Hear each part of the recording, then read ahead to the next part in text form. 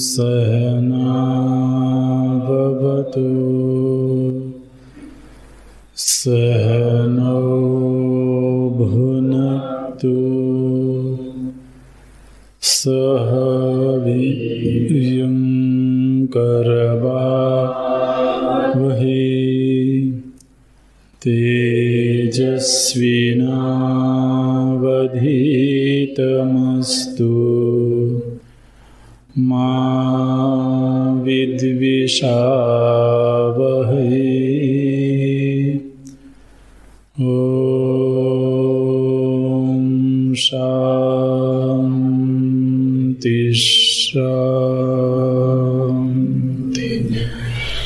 शान्तिः।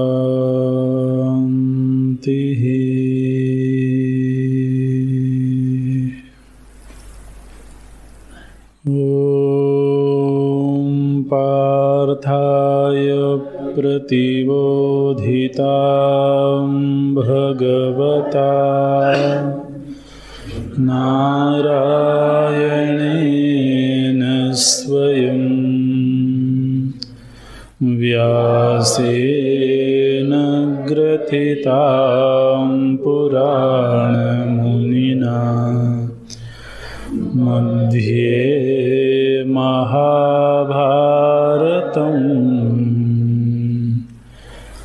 अद्वैतामृतवर्षिणीं भगवती अष्टादशाध्यायिनीम्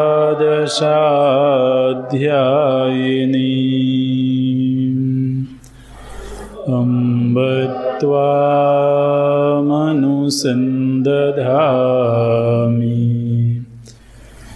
भगवद्गीते भवद्वेषिणी।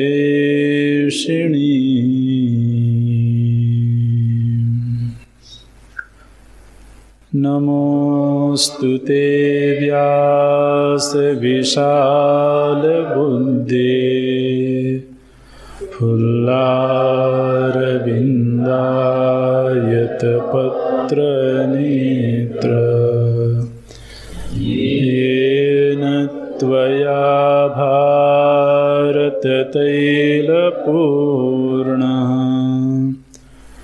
प्रज्वालितो ज्ञानमय प्रदीपः प्रपन्नपारिजाताय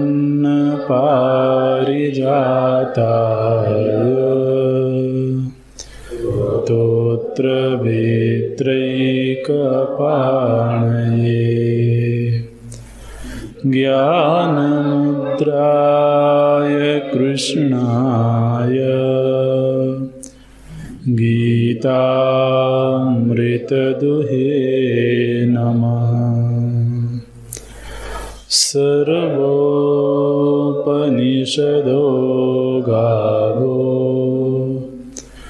दुग्धा गोपालनन्दना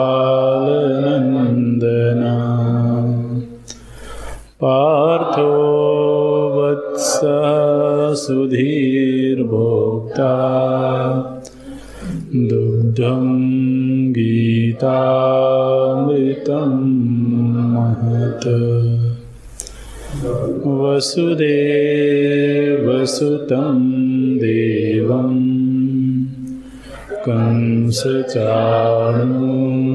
कंसचाणूरमर्दनं देवकी परमानन्दं कृष्णं वन्दे जगद्गुरुम्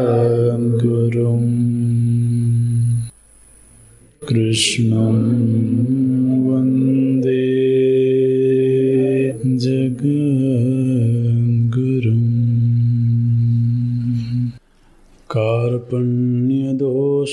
कार्पण्यदोषोपहतः स्वभावः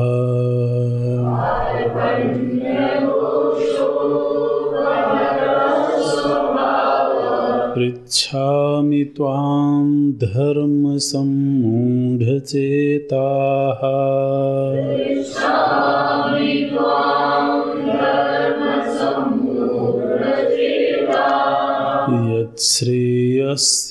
यच्छ्रेयस्यान्निश्चितं ब्रूहि तन्मे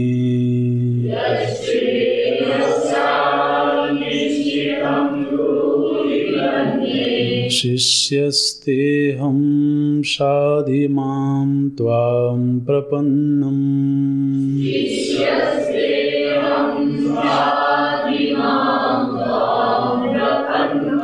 न हि प्रपश्यामि ममापनुद्यात्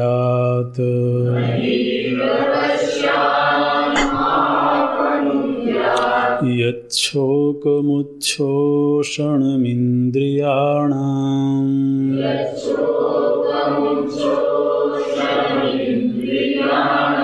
अवाप्य भूमावसपत्नुमृद्धम्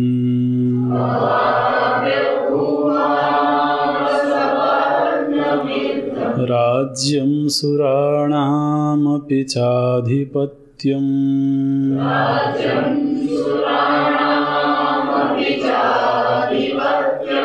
संजय उवाच एवमुक्त्वा हृषीकेशं गुडाकेशः परं तप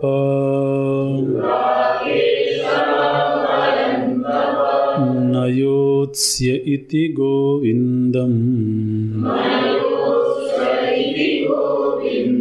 उक्त्वा तूष्णीं बभूवः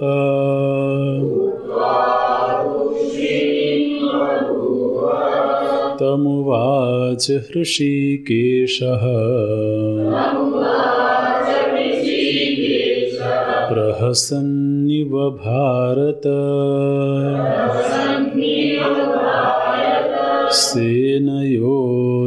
सेनयोरुभयोर्मध्ये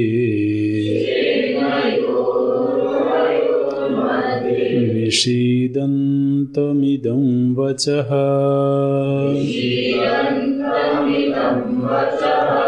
एवमुक्त्वा हृषीकेशं गुडाकेशः परं तप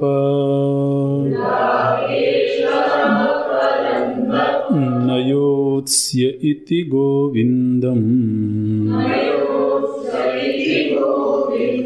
उक्त्वा तूष्णीं बभूवः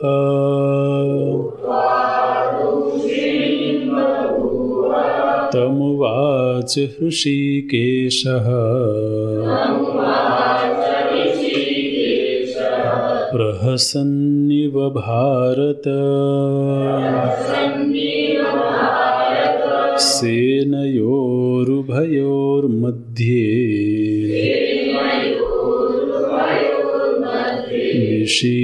विषीदन्तमिदं वचः विषीदन्तमिदं वचः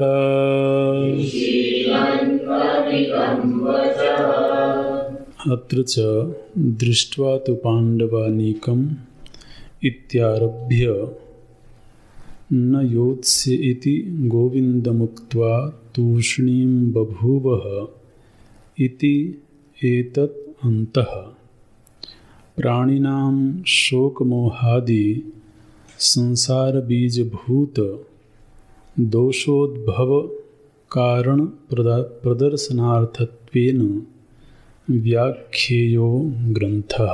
तथा ही अर्जुनेन राज्य गुरु पुत्र मित्र सुहृत स्वजन संबंधी बांधवेषु अहम येषां मम एते इति एवं भ्रांति प्रत्यय निमित्त स्नेह विच्छेदादि निमित्तौ आत्मनः शोकमोहौ प्रदर्शितौ कथं भीष्ममहं संख्ये इत्यादिना। शोकमोहाभ्यां हि अभिभूत विवेक विज्ञानः स्वत एव क्षात्रधर्मे युद्धे प्रवृत्तः अपि तस्मात् युद्धात् उपरराम। परधर्मं च भिक्षाजीवनादिकं कर्तुं प्रवव्रते। तथा च सर्वप्राणिनां शोकमोहादि दोषाविष्टचेतसां स्वभावतः एव स्वधर्मपरित्यागः प्रतिषिद्धसेवा च स्यात्। स्वधर्मे प्रवृत्तानाम् अपि तेषां वाङ्मनः कायादीनां प्रवृत्तिः फलाभिसन्धिपूर्विका एव साहंकारा च भवति। तत्र एवं सति धर्माधर्मोपचयात् इष्टानिष्ट जन्म सुख दुःख संप्राप्तिलक्षणः संसारः अनुपरतः भवति इति यतः संसारबीजभूतौ शोकमोहौ तयोः च सर्वकर्मसन्न्यासपूर्वकात् आत्मज्ञानात् न अन्यतः निवृत्तिः इति। तदुपदिदिक्षुः सर्वलोकानुग्रहार्थम् अर्जुनं निमित्तीकृत्य आह भगवान् वासुदेवः अशोच्यान् इत्यादि। यहाँ पर श्री अर्जुन की शिष्य भाव से शरणागति हुई है और ब्रह्म विद्या के प्रवाह की यह एक अनिवार्य शर्त है। तो जब किसी साधक को अपने बौद्धिक सामर्थ्य की सीमा का बोध हो जाए और उससे आगे बढ़ने के लिए उसे किसी के सहारे की अपेक्षा हो,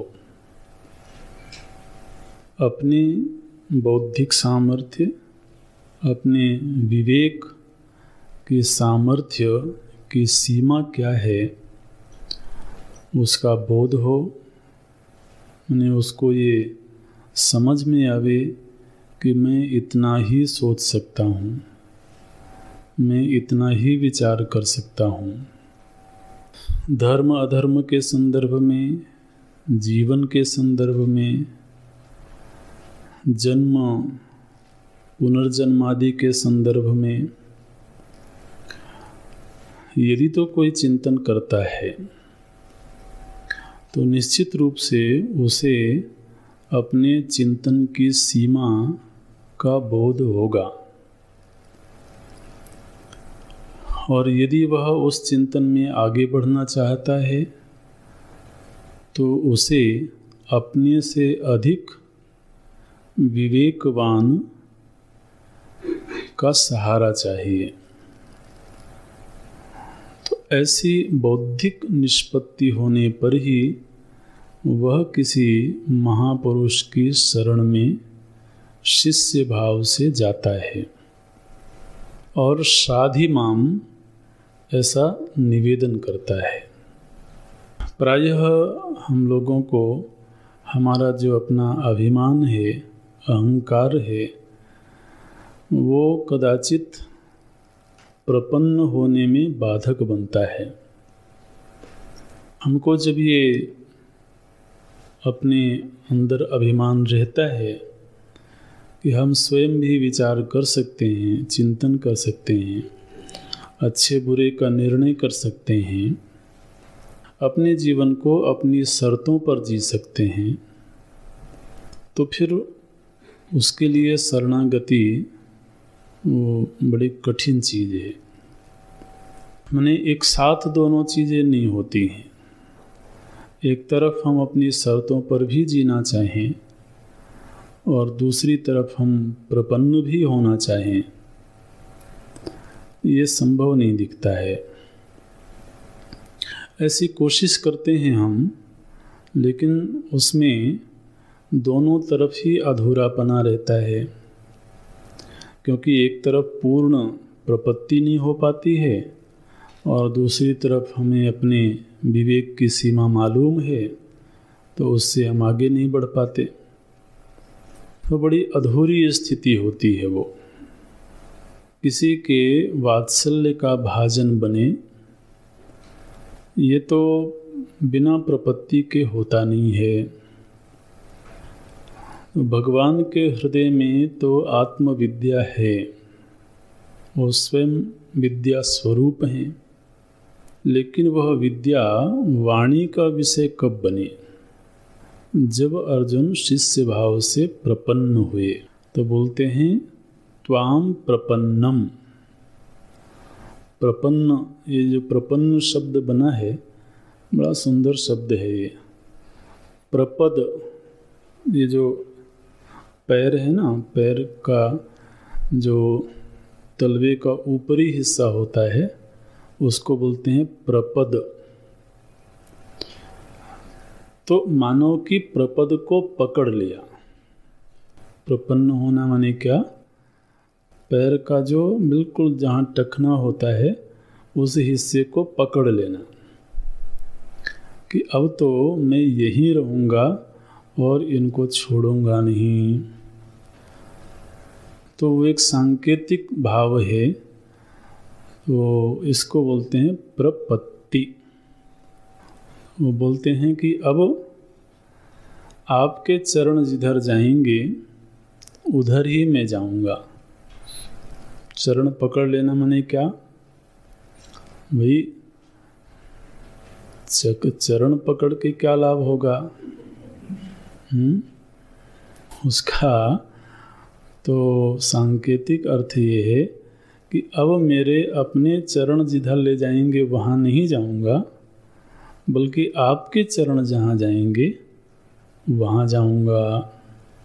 ऐसे तो बोलते हैं त्वाम अहम प्रपन्नम शिष्यस्तेहम शिष्य भावेन प्रपन्नम तस्मात् माम शाधि। हे प्रभो, हे केशव, माम शाधि, मुझे शिक्षित करिए। और मुख्य रूप से मेरी प्राप्तव्य अभिलाषा क्या है?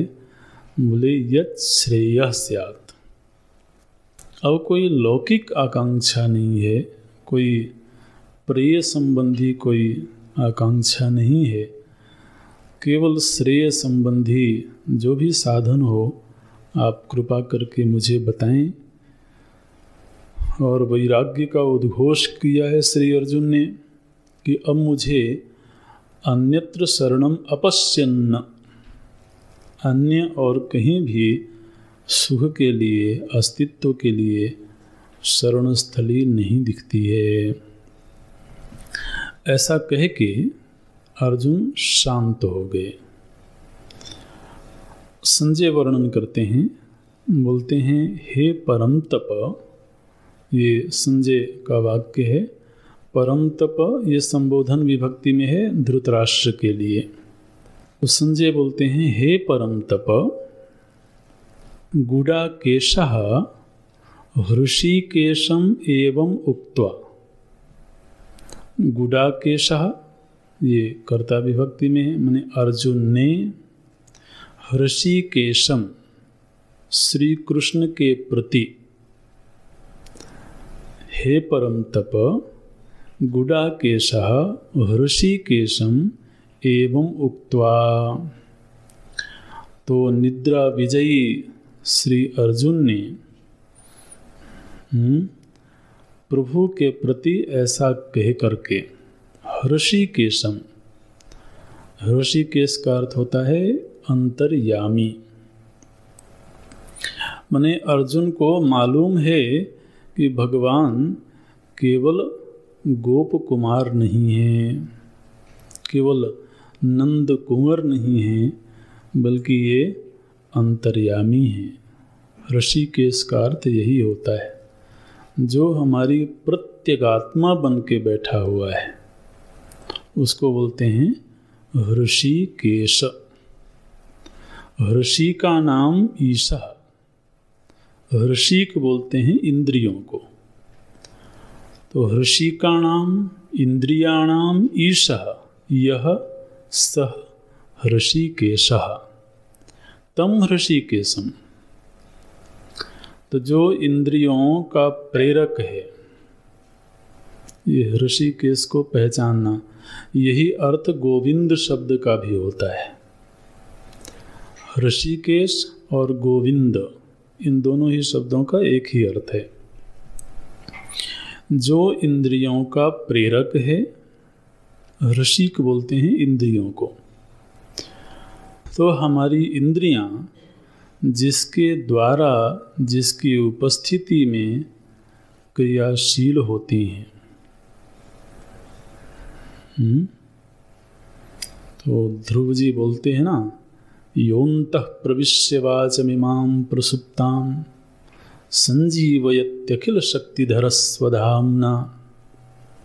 वो बोलते हैं, उनका जब ध्रुव जी की वाणी प्रकट हुई तो उन्होंने इसी तरह से स्तुति करी भगवान की। कौन है भगवान?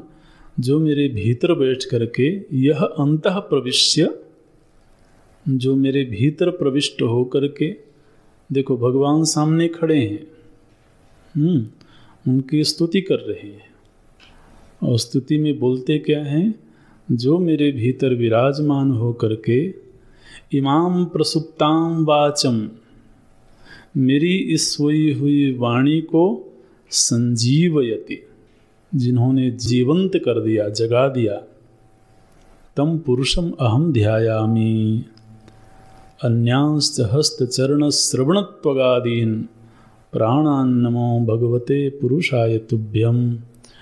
जिन्होंने मेरे हाथ, पैर, आँख, नाक, समस्त इंद्रियों को जिन्होंने उज्जीवित किया, ऐसे पुरुष का मैं ध्यान करता हूँ।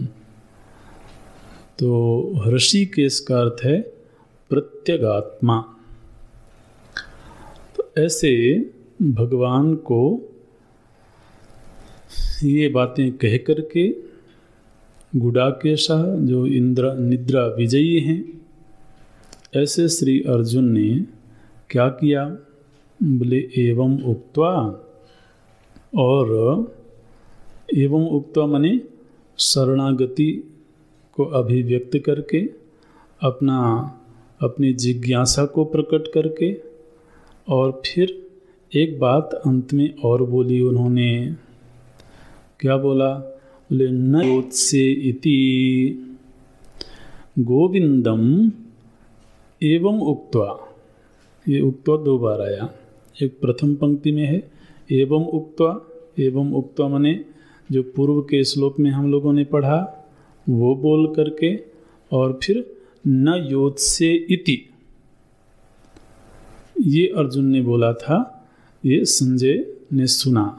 तो बोलते हैं अर्जुन ने कहा न योत्से इति, भगवान मैं युद्ध नहीं करूंगा। ऐसे बोल करके किसके प्रति बोला? बोले गोविंदम। तो भगवान गोविंद के प्रति उन्होंने बोला कि भगवान मैं युद्ध नहीं करूंगा। ऐसा बोल करके तूष्णीम बभूव, शांत हो करके अर्जुन बैठ गए। तो गोविंद शब्द का अर्थ होता है गवाम विंदति इति। इंद्रियों को गो बोलते हैं। गो गोचर जहाँ लगी मन जाई, ये पढ़ा है ना। तो इंद्रियों को भी गो बोलते हैं। तो इन इंद्रियों को जो प्रेरित करे वो गोविंद है। गवाम बिंदती थी। ये इंद्रियां गायें हैं महाराज, इनको चराते हैं। तो प्रभु जी केवल द्वापर में ही गोचारण थोड़े करते हैं, वो नित्य ही गोचारण करते हैं। इस समय में भी जो इन गायों का विचरण हो रहा है, आपकी कर्ण इंद्रिय गीता के विषयों में विचरण कर रही है। चरना माने क्या? विचरना, गोचारण करना, उसका अर्थ क्या होता है? गायों का विचरण करना, विचचार। तो इंद्रियां जहाँ कहीं भी विचरण करती हैं वो उस गोविंद की उपस्थिति में ही विचरण करती हैं। अब उसकी सुने ना सुने ये अलग बात है, लेकिन बिना उनकी उपस्थिति के तो इनका विचरण संभव नहीं है। तो बोलते हैं गोविंदम एवं उक्त्वा। गोविंद से तो अर्जुन ने कहा न योत्से इति, मैं युद्ध नहीं करूँगा, ऐसा कह के वो शांत हो गए। अच्छा, जब अर्जुन शांत हो गए उसके बाद क्या हुआ? धृतराष्ट्र के मन में जिज्ञासा होगी कि अब श्री कृष्ण ने क्या किया होगा। बड़ी प्रबल जिज्ञासा होगी महाराज। तो बोलते हैं तम उवाच हृषिकेशः। अब देखिए हृषिकेशः यहाँ पर तो प्रथमा विभक्ति में आ गया, कर्ता विभक्ति में। हृषिकेश ने ऐसा कहा। हृषिकेशः तम, अब ये तम चला गया द्वितीय विभक्ति, तम अर्जुनम, तम गुडाकेशम। तो उस अर्जुन के प्रति हृषिकेशः उवाच, हे भारत। ये भारत संबोधन भी धृतराष्ट्र के प्रति है, संजय का। बोलते हैं हे भारत, हृषिकेशः तम उवाच। हृषिकेश ने, भगवान श्री कृष्ण ने अर्जुन से ऐसा कहा। लेकिन प्रभु जी ने जब अर्जुन का वक्तव्य सुना तो थोड़ी सी मुस्कान आ गई। तो क्या बोलते हैं? प्रहसन्न इव। वो अट्टहास करके नहीं हंस रहे हैं, इव इव शब्द लगाया गया।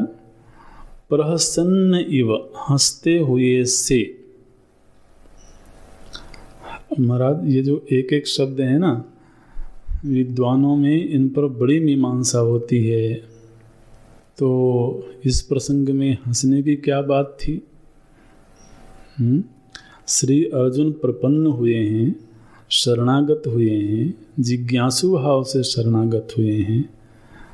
तो प्रहसन्न इव,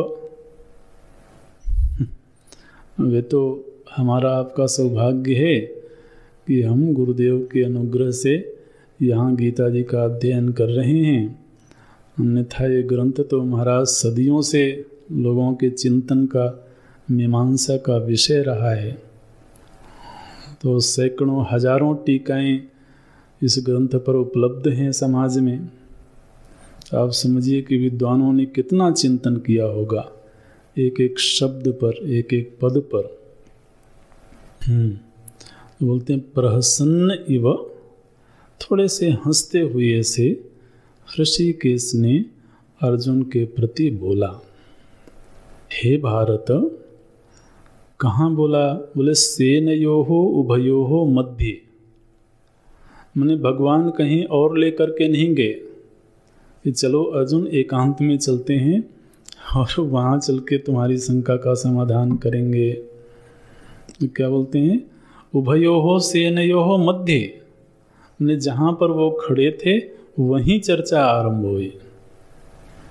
इसके पीछे भी भाव है कि कोई कह सकता था कि भाई अभी युद्ध भूमि है, अब यहाँ पर अध्यात्म की क्या चर्चा करें। तो चलो थोड़ी देर के लिए युद्ध को विराम देते हैं और कहीं कुटिया में चल के तो इस पर चर्चा करते हैं। बोले नहीं नहीं, उभयोः सेनयोः मध्ये एव उवाच।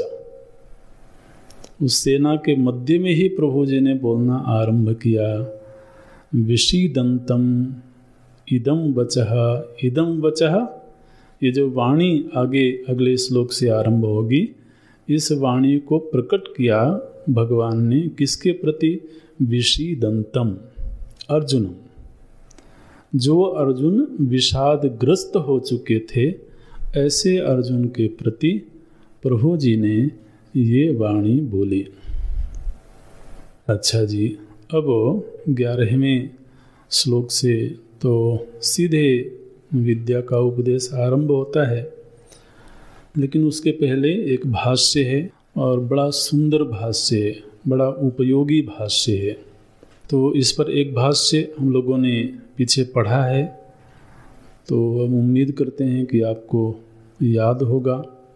वो संबंध भाष्य, प्रस्तावना भाष्य जब भगवान भाष्यकार लिखते हैं तो वहाँ पर सबसे पहले तो सृष्टि का संक्षेप में वर्णन किया।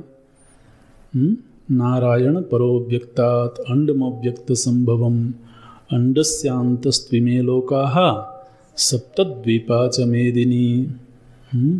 और फिर सृष्टि का संक्षिप्त विवरण करने के बाद तो भगवान भाष्यकार बोलते हैं, द्विप्रकारम धर्मम वेदोक्तो धर्म। 2 प्रकार के वेद सम्मत धर्मों का तो भगवान नारायण ने ऋषियों को उपदेश किया। प्रवृत्ति परक धर्म और निवृत्ति परक धर्म। और धर्म के 2 ही रूप हैं। जो वैदिक धर्म है उसके 2 ही रूप हैं, एक प्रवृत्ति रूप धर्म है, एक निवृत्ति रूप धर्म है। और इसी ब्याज से वो धर्म की परिभाषा भी भगवान भाष्यकार कर देते हैं। जगतः स्थिति कारणम और प्राणिनाम साक्षात अभ्युदय निःश्रेयस हेतु यह सधर्म। और धर्म क्या है? बोले जो जगत की स्थिति का कारण है और जो प्राणियों के अभ्युदय और निःश्रेयस का कारण है।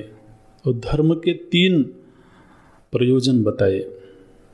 ये बड़े महत्व के प्रसंग हैं, इनको बार बार याद रखना चाहिए। प्रामाणिक विषय है। अब हमें पता नहीं कि आप कितना तो पुनरावलोकन करते हैं, कितना चिंतन करते हैं इन विषयों पर। तब जैसे भगवान भाष्यकार बोलते हैं, जगतः स्थिति कारणम धर्म। जगत की स्थिति का जो कारण है वो धर्म है। अब अगर आपको ये टॉपिक दे दिया जाए कि जगत की स्थिति का कारण धर्म कैसे हो सकता है, तो आप व्याख्या कर पाएंगे? आप ध्यान रखना, बीच बीच में ऐसे विषय भी दिए जाएंगे। वो केवल ग्रंथ के क्रम से चल रहे हैं वो तो ठीक है, लेकिन पूर्व पठित कोई भी विषय कभी भी दिया जा सकता है। वही धर्म जगत की स्थिति का कारण कैसे हो सकता है? समाज की स्थिति तो ऐसा लगता है कि धन से होती है। क्योंकि इस पर चिंतन हो चुका है इसलिए हम कुछ बोलेंगे नहीं, लेकिन आपको प्ररोचना मिले, थोड़ा सा बुद्धि को कहीं उत्तेजित करने का भाव जगे, वो प्रसंग हम पढ़ चुके हैं। और वो मैंने स्वर्णाक्षर में लिखे हुए वाक्य हैं, उसका कोई बाध नहीं कर सकता है। भगवान भाष्यकार के लेखनी से निकली हुई जो वाणी है वो अकाट्य वाणी है। तो भगवान भाष्यकार धर्म की व्याख्या करते हुए बोलते हैं, धर्म वह है जो जगत की स्थिति का कारण है।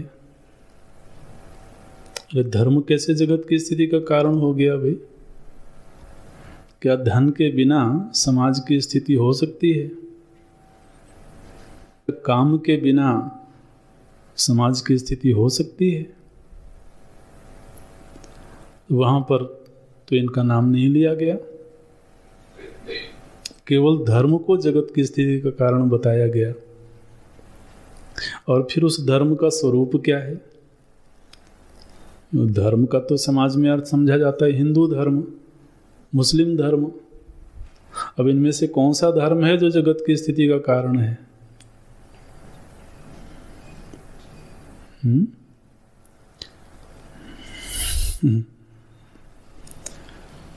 चलो आगे चलते हैं, आप विचार करेंगे ऐसी उम्मीद करते हैं।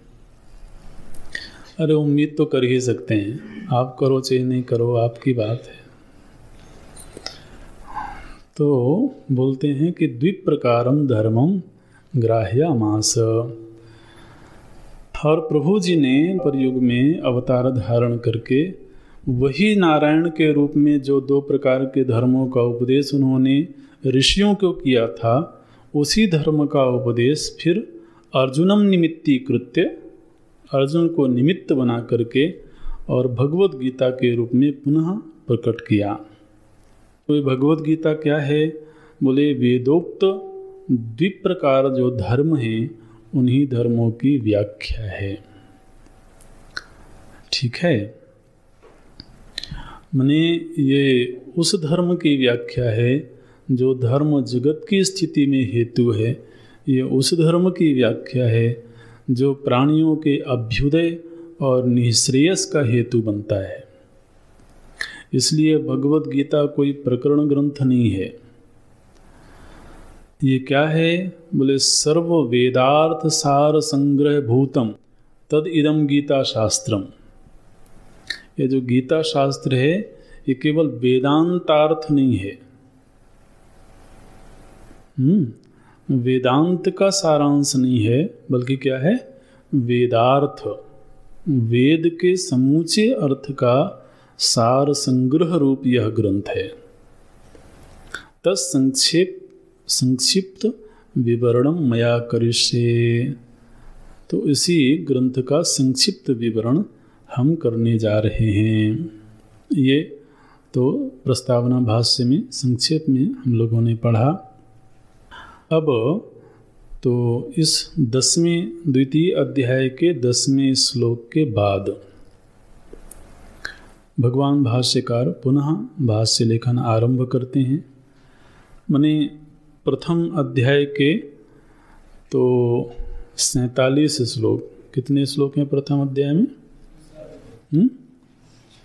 47, और द्वितीय अध्याय के 10 श्लोक, माने 57 श्लोकों में तो भगवान भाष्यकार के द्वारा भाष्य नहीं लिखा गया, पदभाष्य नहीं लिखा गया और श्लोकार्थ भी नहीं लिखा गया।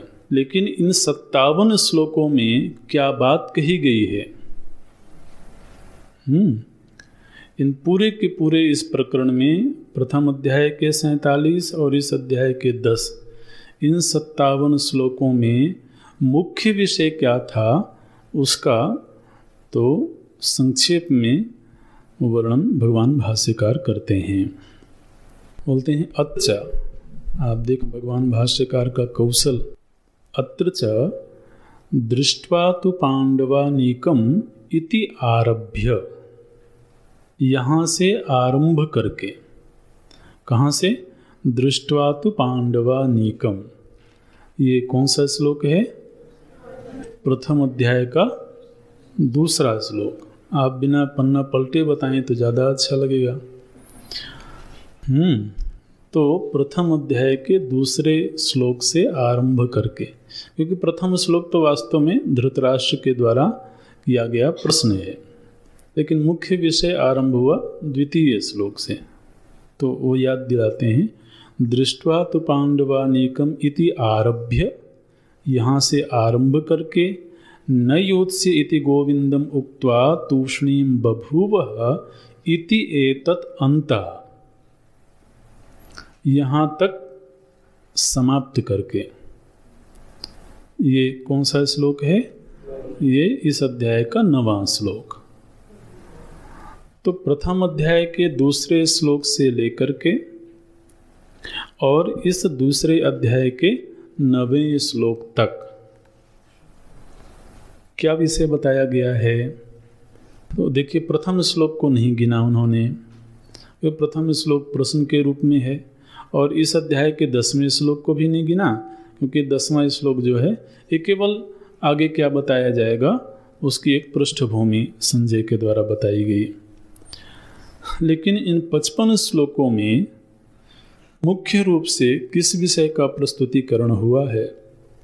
बोलते हैं इति एत अंतः प्राणिनाम शोक मोहादि संसार बीजभूत दोषोद्भव कारण प्रदर्शनार्थत्वेन व्याख्येयो ग्रंथः।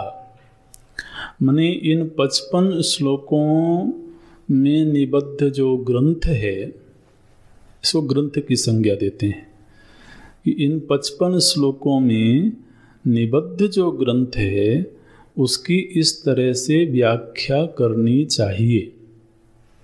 व्याख्या इस तरह से व्याख्या करनी चाहिए।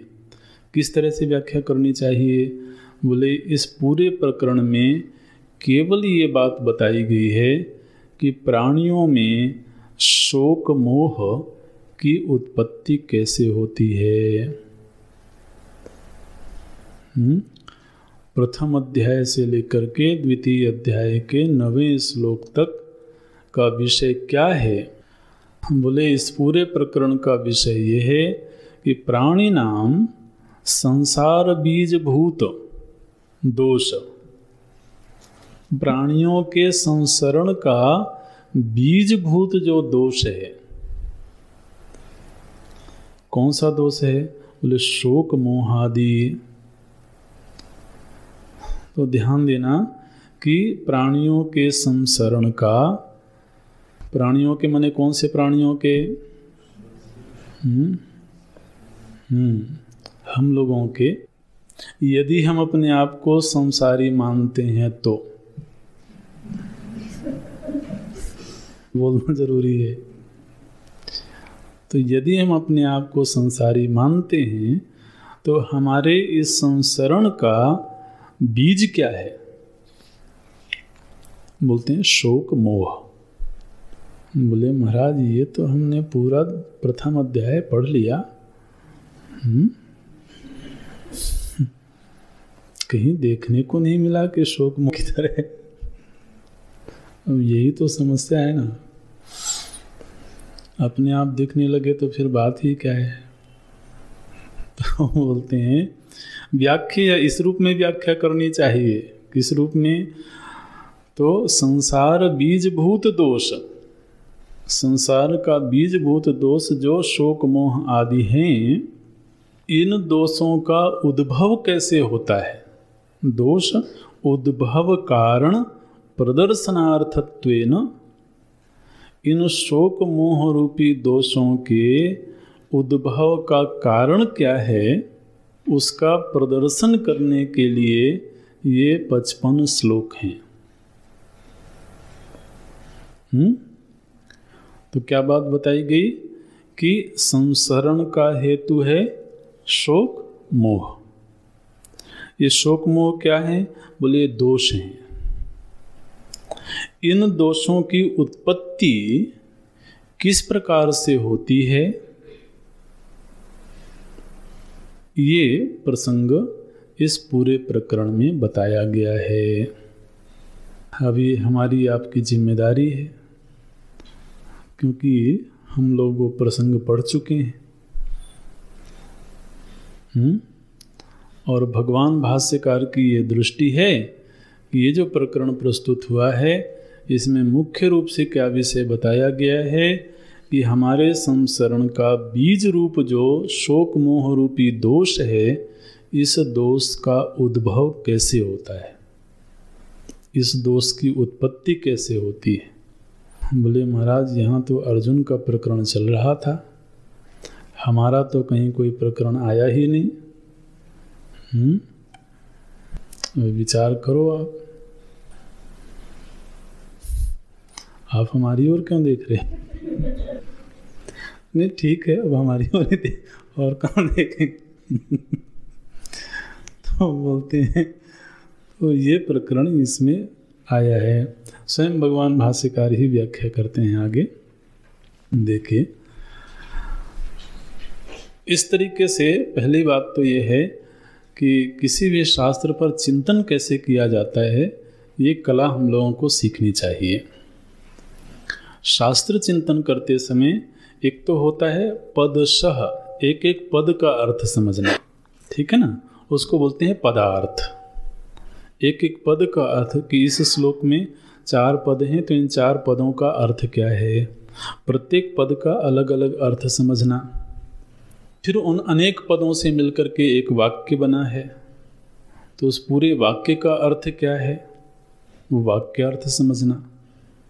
फिर एक श्लोक में मान लीजिए 3 वाक्य हैं, 4 वाक्य हैं, तो उस पूरे श्लोक का अर्थ समझना, उसको श्लोकार्थ बोलते हैं। और फिर तो 4 श्लोक 5 श्लोकों में एक विषय प्रस्तुत किया गया है, तो ग्रंथ में जगह जगह पर अलग अलग विषय प्रस्तुत किए जाते हैं। जैसे पूर्व के अध्याय में तो प्रथम अध्याय में कई विषयों पर चर्चा हुई। एक विषय आया जब दुर्योधन तो द्रोणाचार्य जी के सामने कुछ बातें करता है, वो एक विषय है। फिर जब अर्जुन देखते हैं भीष्म पितामह जी को, द्रोणाचार्य जी को, तो फिर वो अपने कुछ विचार व्यक्त करते हैं। उसमें तो युद्ध के दोष क्या हैं, युद्ध क्यों नहीं करना चाहिए, इससे क्या क्या हानियां हो सकती हैं, तो वो एक विषय लिया गया। तो पदार्थ, फिर वाक्यार्थ, फिर श्लोकार्थ, और फिर पूरे उस प्रकरण का प्रकरणार्थ। और इस तरीके से तो अनेक प्रकरणों के संयोग से एक ग्रंथ बना, एक शास्त्र बना। पूरे शास्त्र का अर्थ क्या है, आप सोचिए, भाष्यकार के चित्त में पूरा शास्त्र है और उस शास्त्र का पूरा अर्थ है। तो 700 श्लोकों में क्या बातें कही गई हैं वो तो पकड़ में आना चाहिए। तब तो विद्वता है ना, तब तो विद्यार्थी धर्म का निर्वाह हुआ। तब यहाँ पर भगवान भाष्यकार तो इन 55 श्लोकों पर पदार्थ नहीं लिखते हैं, वाक्यार्थ नहीं लिखते हैं, उस पूरे प्रकरण का अर्थ बताते हैं कि इस पूरे प्रकरण में ये बताया गया है कि शोक मोह की उत्पत्ति कैसे होती है। और ये शोक मोह है क्या, बोले यह शोक मोह संसरण का बीज है। अच्छा, कैसे ये शोक मोह का उद्भव हुआ, इसका संकेत कैसे इस प्रकरण में किया गया, तो बोलते हैं तथा ही अर्जुनेन, अर्जुन के द्वारा। ध्यान रखें, अर्जुन जो है ना वो हमारे आपके प्रतिनिधि हैं। अर्जुन नरावतार हैं। नर नारायण जो भगवान के स्वरूप हैं, उसमें नारायण के अवतार श्री कृष्ण और नरावतार श्री अर्जुन। तो नर नारायण अवतार हैं श्री कृष्ण और अर्जुन। तो वो हम सभी जीवों के प्रतिनिधि हैं। तो जब अर्जुन के लिए कोई बात कही जाएगी तो उसको अपने लिए समझना है कि ये मेरी बात कही जा रही है, मेरे लिए ये बात कही जा रही है।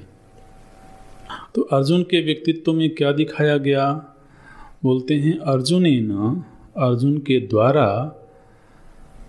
तो ये दिखाया गया कि अर्जुन के चित्त में राज्य, गुरु, पुत्र, मित्र, सुहृत, स्वजन, संबंधी, बांधवेषु अहम येषां मम एते इति एवं भ्रांति प्रत्यय निमित्त स्नेह विच्छेदादि निमित्तौ आत्मनः शोकमोहौ प्रदर्शितौ।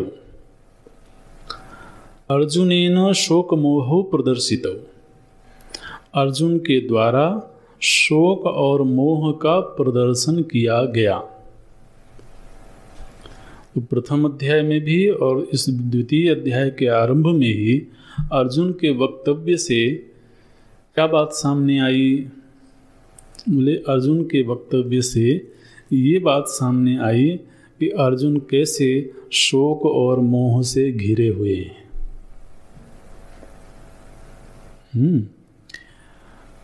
तो भगवान श्री कृष्ण अर्जुन को इस समय किस रूप में देख रहे हैं? बोले वो अर्जुन को देख रहे हैं कि ये व्यक्ति शोक मोह से घिरा हुआ है, इस रूप में देख रहे हैं।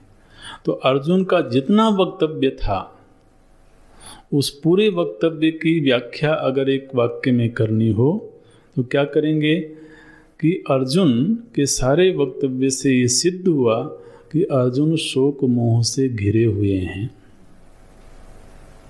ठीक, और यह शोक मोह ही संसरण का बीज है।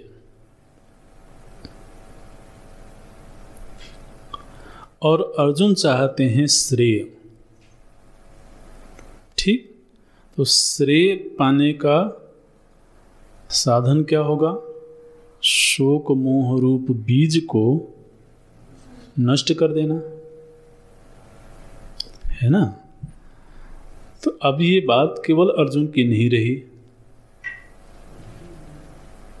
ये बात हमारी हो गई, क्योंकि हम यदि संसरण में हैं तो निश्चित रूप से ये शोक मोह रूपी बीज होगा, तभी हम संसरण में हैं। तो बोलते हैं अर्जुनेन शोक मोह प्रदर्शितौ, अर्जुन के द्वारा अपने भीतर के शोक और मोह का प्रदर्शन किया गया। ये शोक मोह क्या चीज़ है भाई?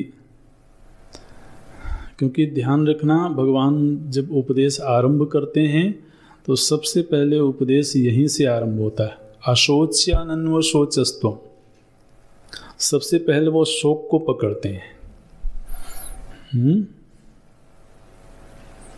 तो ये शोक और मोह है क्या चीज? आप जानते हैं वैसे तो, अपनी संपत्ति कौन नहीं जानता।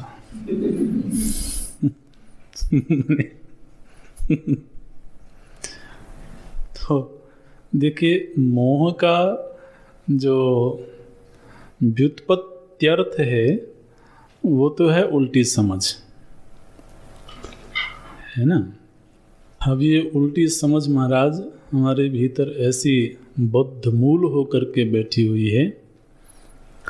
शास्त्र और गुरु बार बार उद्घोष करके कहते हैं कि तुम चेतन स्वरूप हो, और हम जब खड़े होते हैं तो कहते हैं नहीं मैं तो आदमी हूं। ये मोह है। वो कहते हैं तुम नित्य हो, हम कहते हैं नहीं मेरा तो जन्म हुआ है। ये मोह है। जो चीज़ें कभी स्थायी रह नहीं सकती हैं, बुद्धि बनी हुई है कि ये चीज़ें स्थायी रहें। जो कोई अपना हो नहीं सकता है, बुद्धि बनी है कि नहीं ये अपना है।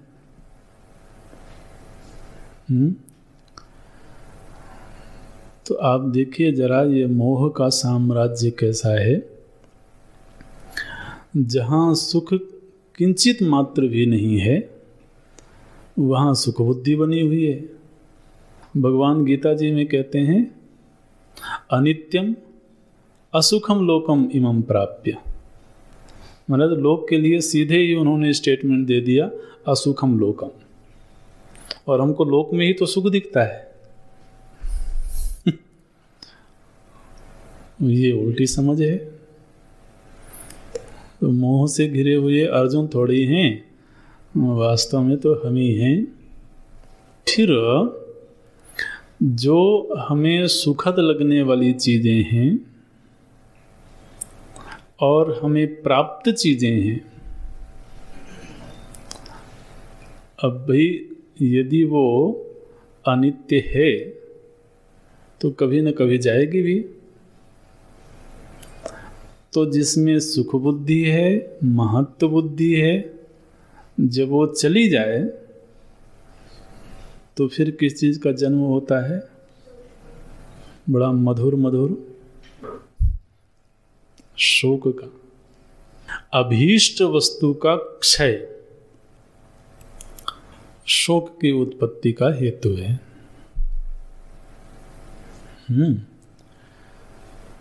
ऐसे जो ममतास्पद भी है, मेरा है, और किसी और का हो तो नष्ट हो जाए तो हो जाए, किधर शोक होता है।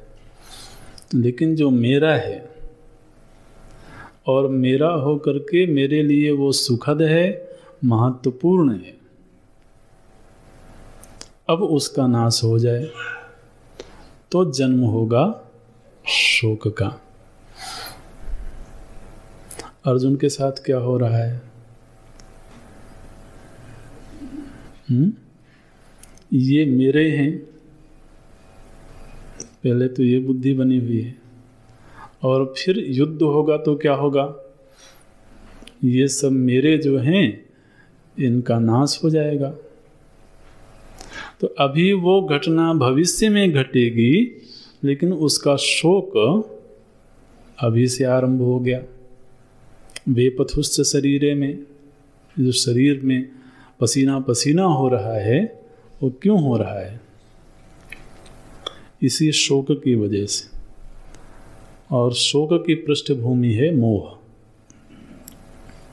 देखिए कैसे बोलते हैं, अर्जुनेन राज्य गुरु पुत्र मित्र।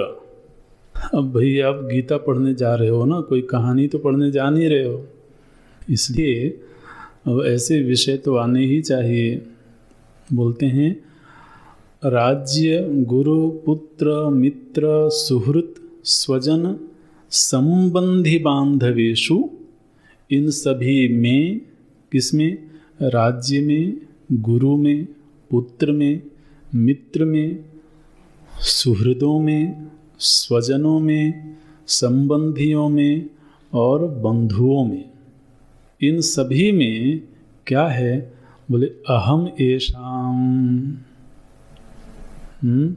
मैं इनका हूँ। अच्छा, और मम एते, क्या मधुर भाव है भाई, ये तो बड़े प्यारे प्यारे भाव हैं। मैं इनका हूँ और ये मेरे हैं। अब दुनिया में तो महाराज ये बड़ी सुखद अनुभूतियाँ हैं, लेकिन भगवान भाष्यकार क्या कहते हैं? अब ये सन्यासी है ना, इसलिए इनको बहुत ज़्यादा मोह की बातें समझ में आती नहीं है। क्या बोलते? इति एवं भ्रांति प्रत्यय। तुम इसको बहुत ग्लोरीफाई कर रहे हो, क्या है ये? बोले ये मूर्खता का परिणाम है। क्या है? भ्रांति प्रत्यय। ये चिल्ला चिल्ला के कह रहे हो, देखो ये मेरे भाई, आप चिंता मत करना, तो ऐसे ही बोलेंगे भाई, भगवान भाष्यकार बोल रहे हैं, ये मेरा राज्य, ये मेरे गुरु, ये मेरे पुत्र, मेरे बंधु, मेरे भाई, मेरे माता पिता, आखिर यही सब तो जीता है आदमी। और यहाँ क्या कह रहे हैं? अहम एषाम मम एते। बस इसको अंडरलाइन कर लेना। जो संसरण है वो बस इस एक वाक्य में ही घिरा हुआ है। आप विचार करके देखना, बार बार विचार करना। मैं इनका हूं, ये मेरे हैं। ये जो प्रत्यय है, इसको इन्वर्टेड कामा में रखा गया है। ये जो प्रत्यय है, यही प्रत्यय शोक और मोह का जनक है। इस प्रत्यय के बिना किसी भी मनुष्य के जीवन में शोक को दिखा दो, महाराज असंभव है। कोई इस प्रत्यय से मुक्त हो और कहे कि मैं शोक में हूं, ये संभव नहीं है। और कोई इस प्रत्यय से युक्त हो और कहे कि मैं शोक में नहीं हूं, ये भी संभव नहीं है। माने ये प्रत्यय रहेगा तो आप समझो कि शोक और मोह बिल्कुल मजे से फलते फूलते रहेंगे। अहम एषा मम एते इति भ्रांति प्रत्यय, ये भ्रांति प्रत्यय है, इसको बहुत ज़्यादा ग्लोरीफाई करने की ज़रूरत नहीं है। हमारा दुनिया में तो ये बड़ी सुखद चीज़ें हैं, है ना। आदमी कहता है देखो ये मेरे लोग हैं, दौड़ दौड़ के परिचय कराता है।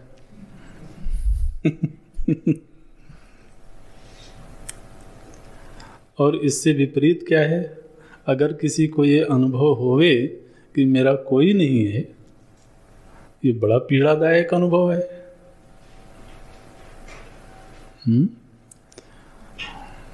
तो अब जीवन जीने के लिए तो ये सब चीज़ें चाहिए, लेकिन अब समस्या ये है ना कि अब श्रेय के मार्ग पर आ गए, इसलिए अब बात तो ऐसी करनी पड़ेगी। तो अर्जुन जो बड़े शास्त्रीय वक्तव्य दे रहे थे, उनके प्रति भगवान का दृष्टिकोण क्या है और भगवान भाष्यकार का दृष्टिकोण क्या है।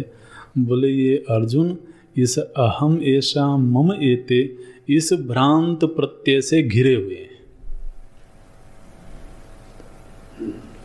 अहम एषा मम एते इति भ्रांति प्रत्यय, निमित्त स्नेह, और इस भ्रांत धारणा के आधार पर ही इनका लोगों के साथ स्नेह का संबंध बना हुआ है। ये स्नेह आया कहाँ से है? बोले भ्रांति प्रत्यय निमित्त स्नेह। तो अब स्नेह चाहे भले बड़ा मधुर आप कहते हो, लेकिन स्नेह के पीछे जो प्रत्यय है वो तो महाराज बिल्कुल नासमझी का प्रत्यय है। तो बोलते हैं भ्रांति प्रत्यय निमित्त स्नेह। अब क्या हो रहा था? बोले युद्ध होगा तो इस स्नेह का विच्छेद हो जाएगा। तो विच्छेदादि निमित्तौ, तो इस स्नेह का विच्छेद हो जाएगा। कब स्नेह का विच्छेद हो जाएगा? जब अहम एषाम मम एते कहने के लिए जो लोग हैं उनका नाश हो जाएगा। तो उससे क्या होगा? स्नेह का विच्छेद हो जाएगा, और स्नेह का विच्छेद होने से ही जीवन में शोक का जन्म होगा। तो स्नेह विच्छेदादि निमित्तौ आत्मनः शोक मोह प्रदर्शित। तो अर्जुन के द्वारा अपने भीतर के शोक मोह का प्रदर्शन किया गया। किस रूप में किया गया? कथम भीष्महं संखे इत्यादिना। तो अर्जुन ने कहा था ना, कथम भीष्महं संखे द्रोणम च मधुसूदन यशुभि प्रतियोत्स्यामि पूजार्हा वरिसूदनो। वरिसूदन, तो वहाँ पर पढ़ करके तो ऐसा लग रहा था कि देखो क्या उदात्त विचार हैं अर्जुन के। लेकिन बात ये थी ना कि वहाँ पर भगवान भाष्यकार की लेखनी नहीं थी। इसलिए उनको बड़े मधुर विचार लग रहे थे। अब लेखनी प्रकट हुई। बोले ये जो वक्तव्य था, ये वक्तव्य तो वास्तव में अपने इस भ्रांत प्रत्यय का प्रदर्शन था। ये मेरे हैं, मैं इनका हूँ। अरे किधर मैं मेरे का संबंध है भाई, जब यहाँ एक के अलावा कुछ है ही नहीं है, तो संबंध की बात कैसे हो सकती है? इसलिए शोक मोह तो तब तक बना रहेगा जब तक अहमेशाम मम एते ये प्रत्यय बना रहेगा। भैया आप लोग वेदांत पढ़ रहे हो तो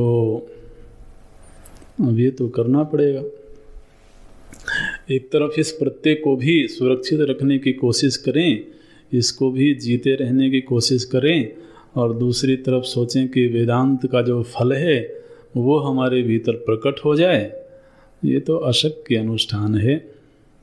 शोक मोह की निवृत्ति तो जब तक बीज बैठा हुआ है तब तक फलित होता रहेगा। ज़्यादा से ज़्यादा ये होगा कि आप उसकी टहनियाँ काट दोगे, उसकी जो शाखाएं हैं उनको काट दो। उस शाखाओं के काट देने से वृक्ष थोड़ी नष्ट होगा। वो तो असंग शस्त्रेण दृढ़ेन छित्त्वा। किससे असंग? अहमेषाम मम एते, ये तो काटना पड़ेगा। इसलिए बिना विरक्ति के, बिना वैराग्य के बड़ा मुश्किल काम है। वो बोलते हैं शोक मोह प्रदर्शितो कथम भीष्महम संख्ये इत्यादि ना।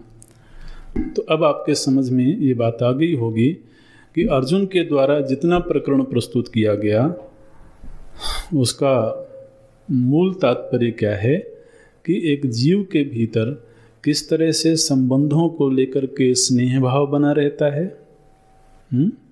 और वो स्नेह भाव कहाँ से आता है? अहमेशा ममयेते, ये मूल प्रत्यय है जो हमारे भीतर बैठा हुआ है। और अहमेशा ममयेते ये स्नेह का जन्म देता है, और स्नेह का कभी न कभी तो विच्छेद होता ही है। तो विच्छेद होता है तो शोक का जन्म होता है। तो बस ये जो संसार परंपरा है ये निरंतर आगे से आगे प्रवाहित होती रहती है। अब ये अर्जुन के निमित्त से ये हमारे आपके जीवन की कहानी है। तो अब देखिए, जब एक बार अर्जुन इस वृत्ति से घिर गए तो क्या हुआ? बोले इस भ्रांत प्रत्यय से घिर जाने के कारण अर्जुन जानबूझ करके अपने स्वधर्म का त्याग करके परधर्म के मार्ग पर चल पड़े। बोलते हैं शोक मोहाभ्याम ही अभिभूत विवेक विज्ञान।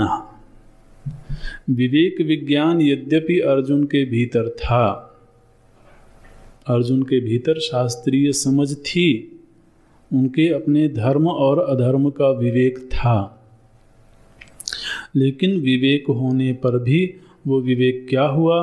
बोले अभिभूत। वह विवेक महाराज पराभूत हो गया। कब पराभूत हुआ? जब ये शोक मोह की वृत्ति पैदा हो गई। तो शोक मोहाभ्याम, इस शोक और मोह के द्वारा, मोह क्या था अर्जुन में कि ये मेरे अपने लोग हैं और इनके रहने से मुझे सुख मिलेगा, ये मोह था। और इनके नष्ट हो जाने से शोक पैदा होगा। तो ये जो शोक और मोह है, इसी शोक और मोह ने उनके भीतर के विवेक को अभिभूत कर दिया, दबा दिया। शोक मोहाभ्याम ही अभिभूत विवेक विज्ञान। तो जब उनका विवेक दब गया तो क्या हुआ? बोले स्वत एव क्षात्र धर्मे युद्धे प्रवृत्ता अपि, यद्यपि उन्होंने स्वयं ही क्षात्र धर्म में प्रवृत्त होने का निर्णय लिया था। क्षात्र धर्म माने युद्ध में, क्षात्र धर्म उस समय युद्ध है, तो युद्ध में प्रवृत्त होने का निर्णय स्वयं अर्जुन के द्वारा लिया गया था। स्वतः एव क्षात्र धर्म में युद्धे प्रवृत्ता अपि, माने किसी ने जबरदस्ती नहीं कहा था कि आप युद्ध में चलो।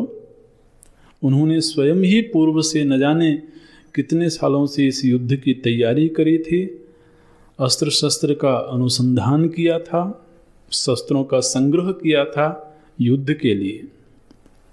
तो इसलिए स्वयं ही उनकी इस छात्र धर्म में प्रवृत्ति हुई थी। लेकिन फिर भी शोक मोह के द्वारा जब इनका विवेक अभिभूत हो गया तो क्या हुआ? बोले तस्मात् युद्धात् उपररामा, वो स्वयं के द्वारा चुने हुए युद्ध रूपी धर्म से उपराम हो गए। ये उपरामता कहाँ से आई? बोले विवेक के अभिभूत हो जाने से, विवेक के दब जाने से। विवेक अभिभूत कैसे हुआ? शोक और मोह के उदय होने से। ये शोक और मोह आया कहाँ से? अहमेशा मम एते इस भ्रांत प्रत्यय के निमित्त से, ऐसे समीकरण बनाना चाहिए। तो महाराज क्या हुआ, बोले स्वत एव क्षात्र धर्मे युद्धे प्रवृत्तः अपि तस्मात् युद्धात् उपरराम। उस युद्ध से तो उपराम हो गए और क्या किया, बोले परधर्मम च भिक्षा जीवनादिकम कर्तुम प्रवव्रते। और जो दूसरे का धर्म था, अब स्वधर्म का तो त्याग कर दिया उन्होंने, और निर्णय क्या किया, बोले परधर्मम, दूसरे का धर्म। दूसरे का धर्म क्या है, बोले भिक्षा जीवनादिकम। तो भिक्षा जीवन रूपी जो दूसरे का धर्म था, उस धर्म को करने में प्रवृत्त हो गए, कर्तुम प्रवव्रते। तो ये अर्जुन की स्थिति हुई। मूल में ये अहम येषाम मम एते, ये प्रत्यय जब तक बैठा हुआ है वो शोक मोह को जन्म देता रहेगा, और ये शोक मोह का जन्म होता रहेगा तो व्यक्ति अपने धर्म का त्याग करके अधर्म में प्रवृत्त होता रहेगा। ये तो अर्जुन के जीवन में घटना घटी, हम सभी अपने अपने जीवन में देख सकते हैं। जब जब हमारी अधर्म में प्रवृत्ति हुई है, जब जब हमारी परधर्म में प्रवृत्ति हुई है, तो खोजना कि उसके यही कारण थे या कुछ और कारण था। तथा च सर्व प्राणी नाम, ये तो अर्जुन में दिखाया गया इस प्रसंग में, लेकिन तथा च बिल्कुल ऐसे के ऐसे ही, जैसा अर्जुन के प्रसंग में देखने को मिलता है, बिल्कुल ऐसे ही सर्व प्राणी नाम, सभी मनुष्यों में, सभी प्राणियों में शोक मोहादि दोषाविष्ट चेतसाम, जिनका चित्त शोक और मोह आदि दोषों से आविष्ट है, जिनका चित्त इन शोक और मोह के दोषों से घिरा हुआ है। आप देखिए महाराज, दुनिया में सारे उपद्रव इन्हीं की वजह से होते हैं। ये मेरा है, ये मेरा है, ये मेरा है। आप किसी भी क्षेत्र में देखिए, राजनीति के क्षेत्र में लोग कहते हैं ये बड़े तो भ्रष्टाचार करते हैं, पता नहीं क्या क्या चार करते हैं, अनाचार करते हैं, भ्रष्टाचार करते हैं, दुराचार करते हैं। ये सारे चार कहाँ से होते हैं? अहम येषाम मम एते, ये मेरा है, मैं इनका हूँ, इनके लिए जीना है, इनके लिए संग्रह करना है। यही सारे उपद्रव का कारण बना हुआ है। बोलते हैं सर्व प्राणी नाम शोक मोहादि दोषाविष्ट चेतसाम, शोक मोह आदि दोषों से आविष्ट, शोक मोह आदि दोषों से घिरा हुआ जिनका चित्त है, वो क्या करते हैं, बोले स्वभावतः एव स्वधर्म परित्याग, वो जानबूझ करके अपने धर्म का परित्याग करते हैं। एक व्यक्ति ने निर्णय लिया कि मुझे समाज सेवा करना है, राजनीति की सेवा करना है, देश की सेवा करना है, और सामने महाराज पुत्र मोह आके खड़ा हो गया। अब उसने किस स्वधर्म का चुनाव किया था? लोक सेवा का। और सामने जब मोह आ गया तो क्या हुआ? स्वभावतः एवं स्वधर्म परित्यागा, वो जानबूझ करके, जानते हुए कि मेरा कर्तव्य तो ये था, मेरे पद मेरी प्रतिष्ठा के अनुसार, लेकिन क्या किया? बोले स्वधर्म परित्याग, अपने धर्म का परित्याग कर दिया, और प्रतिषिद्ध सेवा च स्यात्, और जो निषिद्ध कार्य था उसमें वो लग गया, प्रतिषिद्ध की सेवा करने लगा। प्रतिषिद्ध सेवा च स्यात्, किसमें? सर्व प्राणी नाम, सभी प्राणियों की यही कहानी है। जब जब हम अपने धर्म का त्याग करके परधर्म में प्रवृत्त हुए हैं, और परधर्मो भयावह स्वधर्मे निधनम श्रेय, तो जब जब परधर्म में प्रवृत्ति हुई तो चूंकि वह निषिद्ध क्षेत्र था, इसलिए वो निषिद्ध कार्य का फल तो फिर दुख ही होगा। तो दुख का जन्म कहाँ से हुआ? बोले निषिद्ध का अनुष्ठान करने से। निषिद्ध का अनुष्ठान कहाँ से हुआ? बोले शोक मोह की वजह से। शोक मोह कहाँ से आया? बोले अहम येषाम मम एते, इस प्रत्यय से। अब देखिए पूरा एक समीकरण बन गया, ये दुख से लेकर के और अहम येषाम मम एते प्रत्यय तक, ये पूरा एक समीकरण है और यही हमको घेर के रखे हुए है। तथा च सर्व प्राणिनां शोक मोहादि दोषाविष्ट चेतसां स्वभावतः एव स्वधर्म परित्यागः प्रतिषिद्ध सेवा च स्यात्। अच्छा, तो इस तरह से आदमी निषिद्ध क्षेत्र में चला जाता है। और यदि कदाचित कोई बहुत समझदार होवे और वो परधर्म का अनुष्ठान न करे, अपने धर्म में ही लगा रहे, तो जो व्यक्ति अपने धर्म में लगा हुआ है उसमें भी कुछ दोष आ जाते हैं। क्या आते हैं? बोले स्वधर्मे प्रवृत्ता नाम अपि, जो अपने धर्म में प्रवृत्त हैं उनमें भी क्या होता है? बोले तेषां वांग मनः कायादि नाम प्रवृत्ति, उनके द्वारा जो वाणी से, मन से, शरीर से प्रवृत्ति होती है, माने जो बड़ी ईमानदारी के साथ में अपने धर्म में लगा हुआ है, शरीर से, मन से, वाणी से, हर तरह से वो अपने धर्म का अनुष्ठान कर रहा है, ऐसा स्वधर्म का अनुष्ठान करने वाला व्यक्ति भी किस चीज से घिरा हुआ है? बोले फलाभिसंधि पूर्विका। स्वधर्म का अनुष्ठान क्यों कर रहे हैं जी? बोले उससे ये फल मिलेगा। तो अब वो परधर्म का अनुष्ठान तो नहीं कर रहा है, अपने कर्तव्य कर्म में लगा हुआ है। लेकिन अपने कर्तव्य कर्म में लगा हुआ व्यक्ति भी किस लिए लगा हुआ है? बोले इससे ये फल मिलेगा, फिर ये फल मिलेगा, फिर ये फल मिलेगा। तो उसकी अभिसंधि हो रखी है, उसका समझौता हो रखा है। किससे? बोले फल से। फलाभिसंधि पूर्विका। एक तो फल के साथ उसने संबंध जोड़ रखा है और दूसरा साहंकारा च भवति। महाराज, ये स्वधर्म का अनुष्ठान करने वाले कोई निरहंकारी नहीं होते हैं। वो तो निरहंकारिता तो ईश्वरार्पितम बुद्धि से आती है, नहीं तो केवल स्वधर्म का अनुष्ठान करने वाले तो अहंकार भी रहता है और वहाँ फलाकांक्षा भी रहती है। ये बोलते हैं स्वधर्मे प्रवृत्ता नाम अपि तेषां वांग मनः कायादि नाम प्रवृत्ति फलाभिसंधि पूर्विका एवं साहंकारा च भवति। तो अब फल अनुसंधान पूर्वक और अहंकार पूर्वक कर्म हो रहा हो वो भी बांध देगा,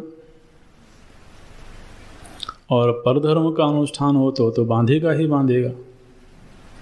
इस तरह से तत्र एवं सति, ऐसा होने पर, माने चाहे व्यक्ति परधर्म का अनुष्ठान कर रहा हो चाहे स्वधर्म का अनुष्ठान कर रहा हो,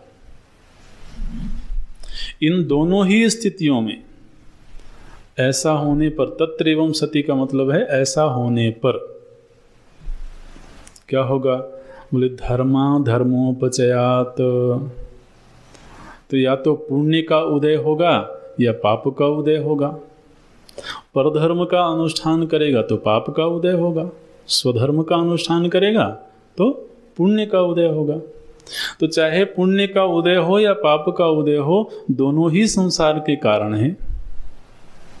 ऐसा थोड़ी कोई बहुत पुण्यात्मा है तो संसार से मुक्त हो गया। भाई अच्छा अच्छा कमाया है तो उसे भी तो भोगना पड़ेगा। तो बोलते हैं तत्र एवं सति धर्माधर्मोपचयात इष्टानिष्ट। तो चूंकि धर्म और अधर्म दोनों का ही उपचय हुआ है, उपचय हुआ माने संग्रह हुआ है, तो पाप और पुण्य दोनों का संग्रह किया। अच्छा, जब दोनों का संग्रह हुआ तो उससे फल क्या मिलेगा? बोले इष्ट भी फल मिलेगा और अनिष्ट भी मिलेगा।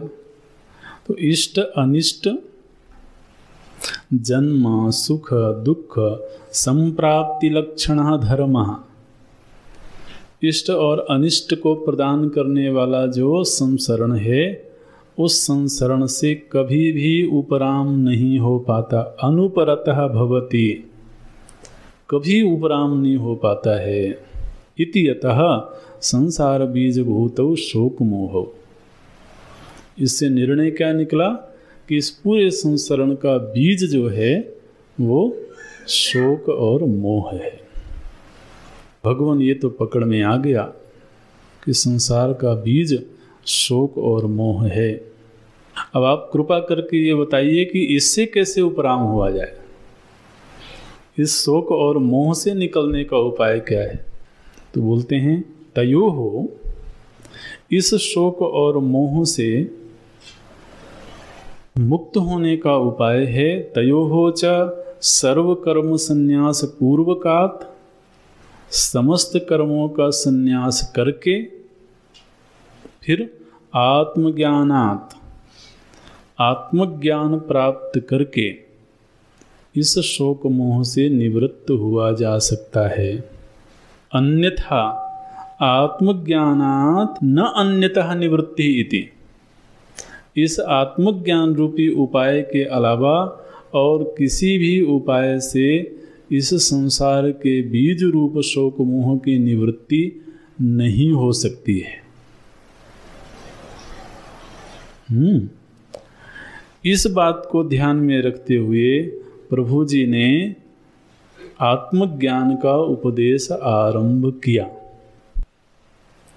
भाई अर्जुन की समस्या थी कि मैं युद्ध करूं कि नहीं करूं।